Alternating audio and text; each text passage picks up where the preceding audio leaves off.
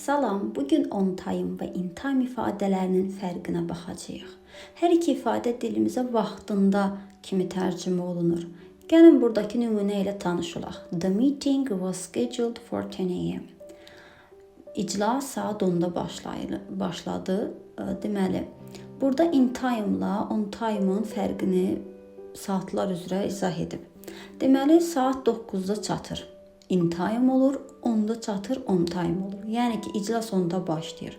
Saat 9-da çatırsa, yəni saat 10-dadırsa, biraz əvvəl çatırsa, bu zaman in time'dır. Amma on time tam vaxtında. Saat 10-dadırsa iclas, 10-da da çatırsa, bu da tam vaxtında olduğunu göstərir. Burada bizə deməli ifadələr verilmişdir. In time nə zaman istifadə olunur? Before something happens. Yəni bir şey baş verməmişdən əvvəl. Before scheduled time. Yəni cədvəl üzrə təyin olunmuş vaxtdan əvvəl. With time to spare. Yəni biz çatdığımız vaxtdan əlavə də boş vaxtımız qalır.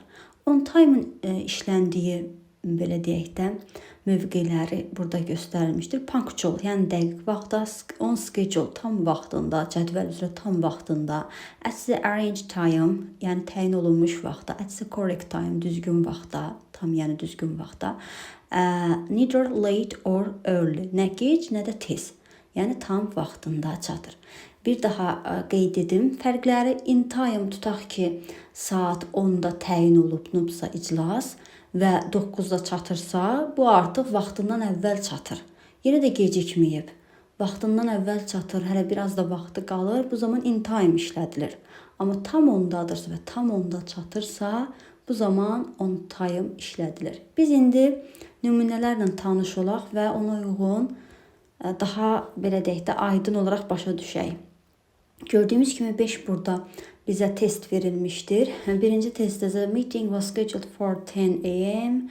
10 and I arrived at 10 exactly. I was there.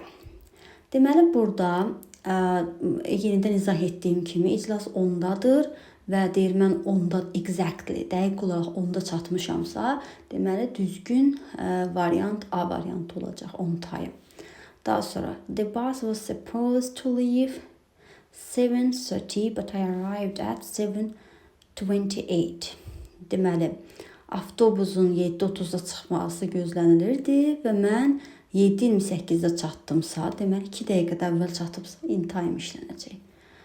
Növbəti testdə the deadline to submit the form was 16. I sent it at 16 sharp so I submit it.